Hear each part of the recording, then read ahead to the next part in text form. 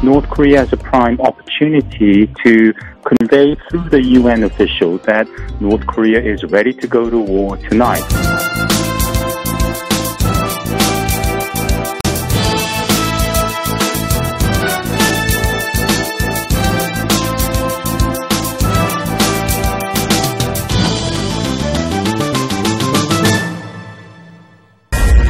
To a Fox News alert for you. It's not a matter of if, but when we go to war. North Korea's brand new chilling warning as the U.S. Air Force makes a show of force over the Korean peninsula.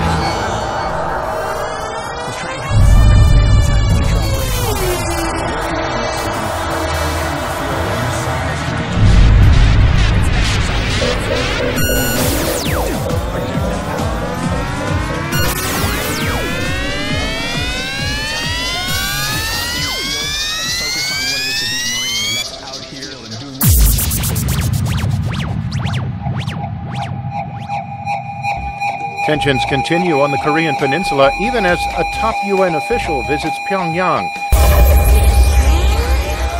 North Korea says a large joint military drill between South Korea and the United States has made an outbreak of war on the peninsula an established fact. According to a statement issued through state-run KCNA news agency, a spokesman said the remaining question is, when will the war break out? We do not wish for a war, but shall not hide from it. The regime is issuing the warning as a U.S. B-1B aerial bomber flew over South Korea as part of Vigilant Ace. That's this week's joint U.S.-South Korean aerial exercise involving hundreds of warplanes, including an unusually large number of the latest generations of American stealth fighter jets.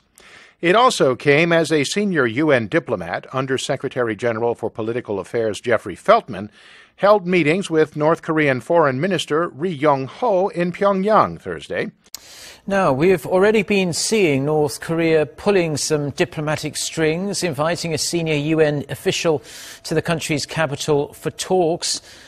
He's been there for the past few days. Jeffrey Feltman, who is the UN's Under-Secretary General for Political Affairs, met with the regime's Foreign Minister Ri Yong-ho on Thursday, although details on their meeting have yet to be revealed.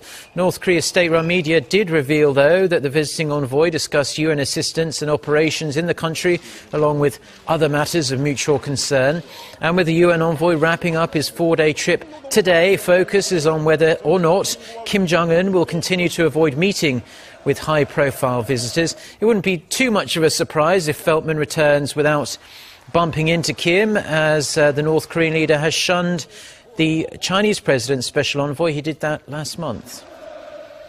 Good morning. Well, yes, North Korea is raising its objections to those ongoing US and South Korean military exercises. The government in Pyongyang has upped its rhetoric, saying that war on the Korean peninsula may be inevitable. Now, these comments come after a US supersonic bomber flew over South Korea yesterday in a show of force as part of that large week-long military exercise. More than 200 aircraft taking part, including American fighter jets. Now, South Korea's military says this is to demonstrate a capability to respond to any threat from the north. A colossal Seoul-Washington combined Air Force drills wrapped up on Friday. During the 5-day span, the allies went through various wartime scenarios, including targeting North Korea's key nuclear and missile facilities. Kim Hyun-bin helps paint a clearer picture of the scale and effectiveness of the Vigilant Ace exercise.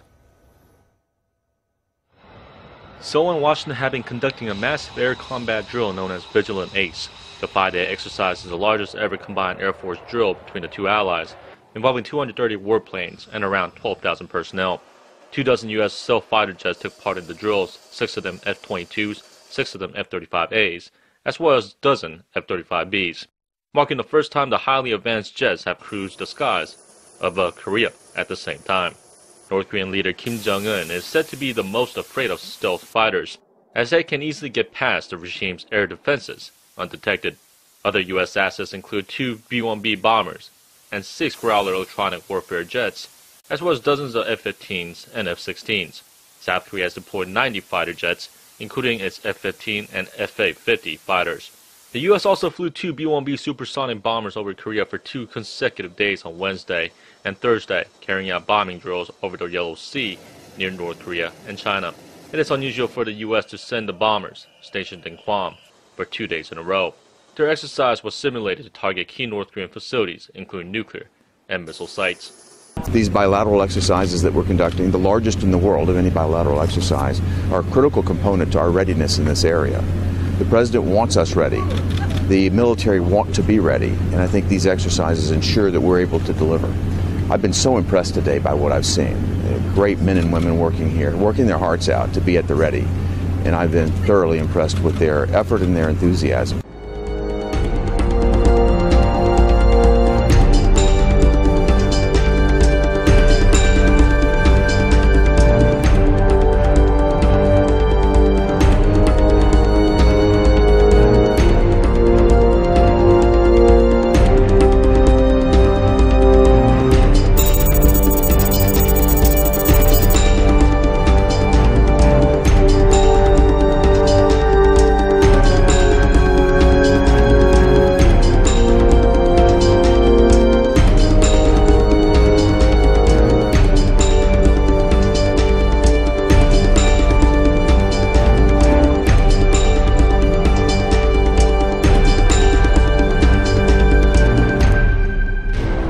North Korean provocations could be in the pipelines as it tries to gain bargaining power with the United States. That's the assessment coming from the Defense Ministry during a year-end meeting with senior commanders nationwide.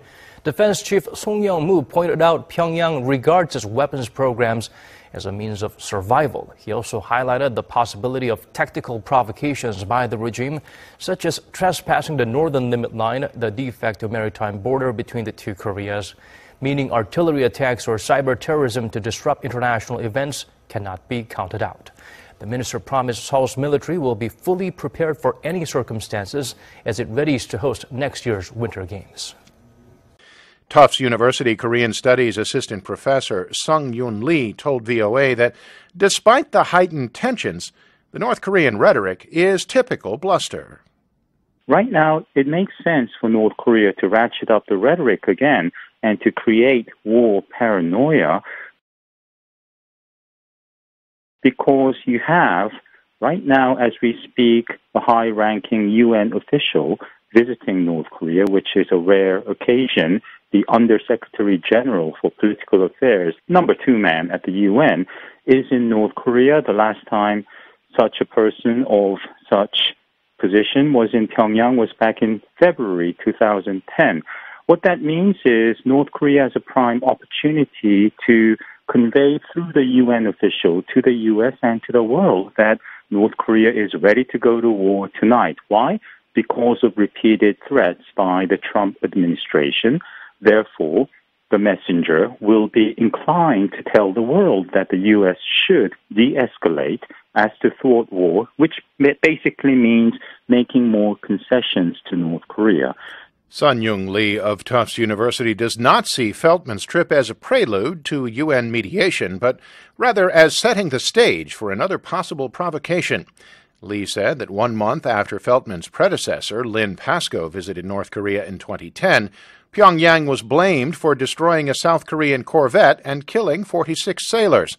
He said it is quite possible that before his traditional New Year's Day address, Kim Jong-un will engage in yet another provocative act.